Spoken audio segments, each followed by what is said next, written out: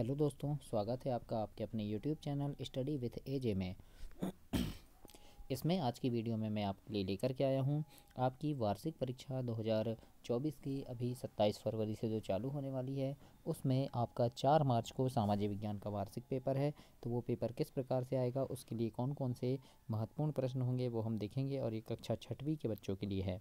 तो कक्षा 6वीं में सामाजिक विज्ञान का आपका 4 मार्च को पेपर होने वाला है।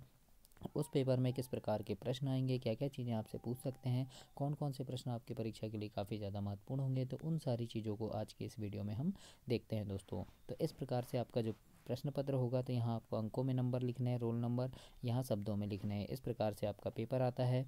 आगे हम प्रश्न देखेंगे। तो इसमें दोस्तों चैनल को सब्सक्राइब जरूर करना, क्योंकि ये अभी सामाजिक विज्ञान की वीडियो है और भी ऐसे ही सभी विषय की वीडियोस चैनल पे डली है, हिंदी, अंग्रेजी, संस्कृत, गणित, है ना, विज्ञान। तो उन सारी वीडियोस को देखने के लिए आप चैनल को सब्सक्राइब कर लीजिए, ताकि समय पर आपको सारी चीज़ें मिल सके।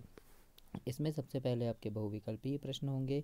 जो विकल्प वाले प्रश्न होंगे वो 1 से लेके 10 तक होंगे, यानी 1 से लेके 10 तक जो प्रश्न हैं उनके आपको इस प्रकार से विकल्प में उत्तर देना है। अब हम देखते हैं कौन कौन से प्रश्न महत्वपूर्ण होंगे। तो आइए देखिए, सबसे पहला प्रश्न है, पैमाना आवश्यक है। पैमाना किसके लिए आवश्यक होता है? तो वो होता है दोस्तों मानचित्र के लिए। तो ए नंबर इसमें आपका सही उत्तर होगा। आप यहाँ पर लिखेंगे ए नंबर, मानचित्र के लिए। इसके बाद अगला देखते हैं, कौन सी पर्वत श्रृंखला एशिया और यूरोप को अलग करती है? तो एशिया और यूरोप को अलग करने वाली पर्वत श्रृंखला है यूराल। तो आपका सी नंबर इसमें सही उत्तर है, यूराल पर्वत, है ना, जो एशिया और यूरोप महाद्वीप को अलग करती है। इसके बाद तीसरा नंबर में पूछा है, सिंधु नदी की सहायक नदी क्या है? तो सिंधु की सहायक नदी देखो, नर्मदा नहीं है, गंगा नदी नहीं है, ताप्ती नहीं है, तो क्या हो जाएगा, रावी है ना। तो रावी नदी जो है वो सिंधु नदी की सहायक नदी है। इस प्रकार से ये तीसरा प्रश्न कंप्लीट हुआ। चौथा प्रश्न देखते हैं आपके, सबसे पहले किस जंगली जानवर को पालतू बनाया गया?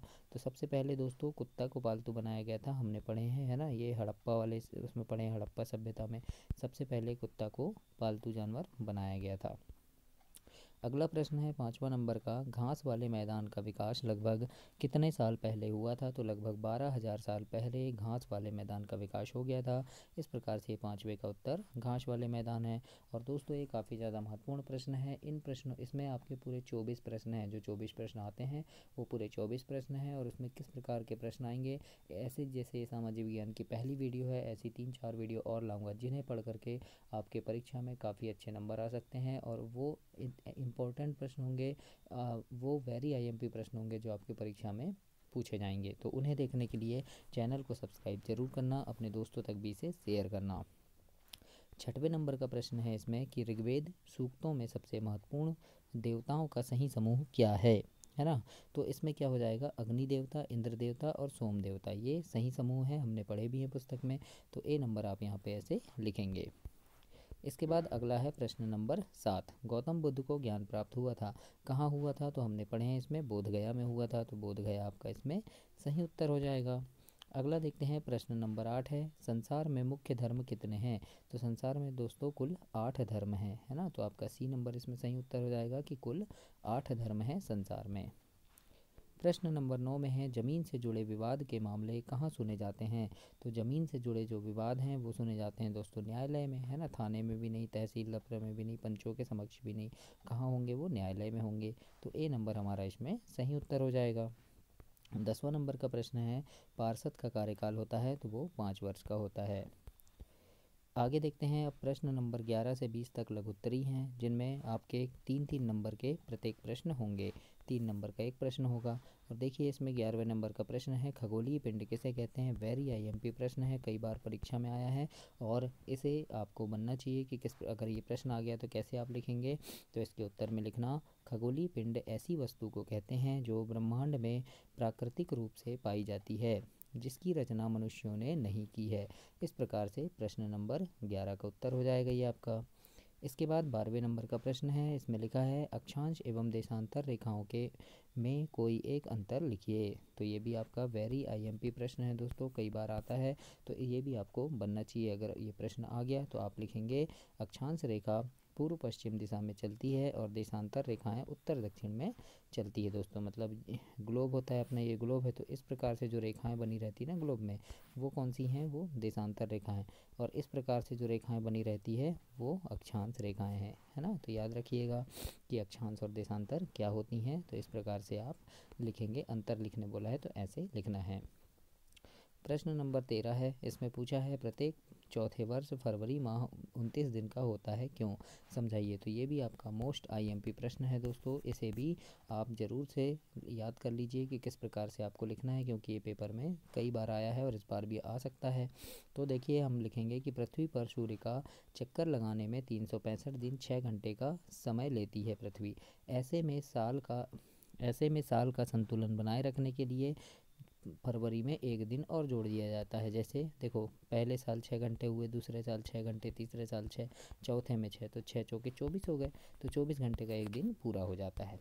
और दोस्तों एक बात बता दूं आपको कि बहुत सारे लोग ऐसे वीडियोस डालते हैं, आप देखते होंगे कि ये रियल पेपर कुछ नहीं होता दोस्तों, वो सब आपको घुमाने की ट्रिक है। लेकिन हाँ, वीडियो सभी को देख लेना, क्योंकि वो इंपॉर्टेंट प्रश्न होते हैं, ज़रूरी नहीं कि वही पेपर आए। मैं भी जो पेपर डाल रहा हूँ ज़रूरी नहीं यही पेपर आए, लेकिन हाँ काफ़ी ज़्यादा महत्वपूर्ण प्रश्न है, ये छटे हुए प्रश्न है, तो इनको आप ज़रूर से पढ़िएगा और याद कीजिएगा। बहकावे में नहीं आना, अपने से भी तैयारी कीजिएगा।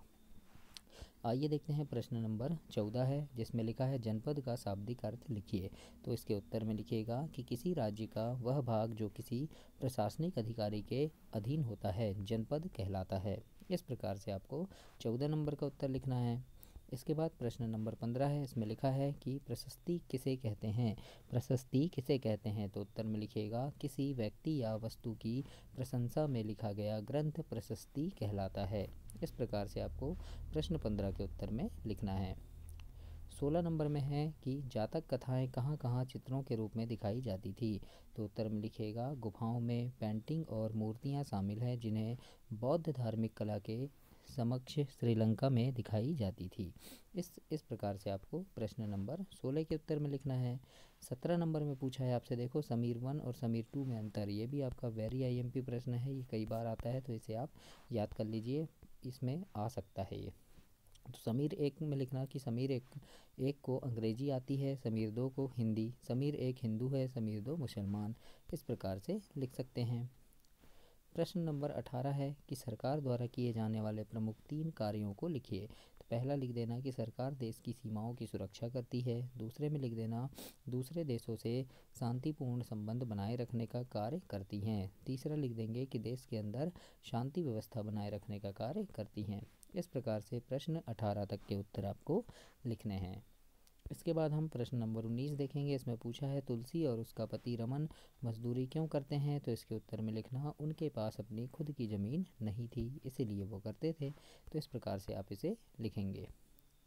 आगे देखते हैं प्रश्न 20। इसमें पूछा है शहरी क्षेत्रों में आजीविका के कौन कौन से साधन हैं, किन्हीं 6 साधनों के नाम लिखना है आपको। तो फैक्ट्रियां हैं, नौकरी है, कॉल सेंटर, व्यापार और आदि, है ना, ऐसे और भी हैं। तो इस प्रकार से हम लिख सकते हैं। अब इसके बाद आ जाएगा दोस्तों दीर्घ उत्तरी प्रश्न, जो आपका 21 नंबर से 24 नंबर तक होगा, यानी 21, 22, 23, 24। 4 प्रश्न होंगे जो आपके 5-5 नंबर के होंगे, तो इन्हें काफ़ी अच्छे से लिखिएगा। और ये भी काफ़ी महत्वपूर्ण प्रश्न है, तो इन्हें भी ध्यान से देखिएगा। और मेरी शुभकामनाएं हैं आपके साथ कि आपका पेपर काफ़ी अच्छा बनेगा और आप अपनी कक्षा में प्रथम स्थान प्राप्त करेंगे दोस्तों। इसीलिए सारे इंपॉर्टेंट प्रश्नों की जो वीडियोज़ मैं चैनल पर डालता हूँ उन्हें एक बार ज़रूर पढ़िएगा, और उनमें से जो प्रश्न नहीं बनता उन्हें ज़रूर याद कर लेना, ताकि वो प्रश्न पेपर में आए तो आपको सारी चीज़ें अच्छे से बन जानी चाहिए। 21 नंबर के प्रश्न में लिखा है भारत को कितने भौतिक भागों में विभाजित किया गया है, उनके नाम लिखो एवं किसी एक भाग का वर्णन भी करना है। तो एक में लिख देंगे कि उत्तर का पर्वतीय प्रदेश, दूसरे में उत्तर का विशाल मैदान, तीसरा लिख देना प्रायद्वीपीय पठार, और चौथा तटीय प्रदेश द्वीप समूह। इस प्रकार से आप लिखेंगे इसका उत्तर। 22 नंबर का प्रश्न है हड़प्पा सभ्यता के लोग कौन कौन से खनिज धातु से परिचित थे, उनका आयात वे किन प्रदेशों से करते थे। तो लिखना हड़प्पा के लोग तांबा, कांसा आदि से परिचित थे। तांबे का आयात ओमान से एवं आज के राजस्थान से, एवं कांसा टिन का आयात अफगानिस्तान से करते थे। इस प्रकार से प्रश्न 22 के उत्तर में आप लिखिएगा। 23 नंबर में देखते हैं, प्रश्न 23 है, मौर्य साम्राज्य के प्रशासन की प्रमुख विशेषताएं लिखिए। तो उत्तर में लिखना कि उस समय पूरे राज्य में गुप्तचरों का जाल बिछा दिया गया था, जो राज्य पर किसी बाहरी आक्रमण या आंतरिक विद्रोह की खबर प्रशासन तथा सेना तक पहुंचाते थे। इस प्रकार से प्रश्न नंबर 23 के उत्तर में लिखिएगा।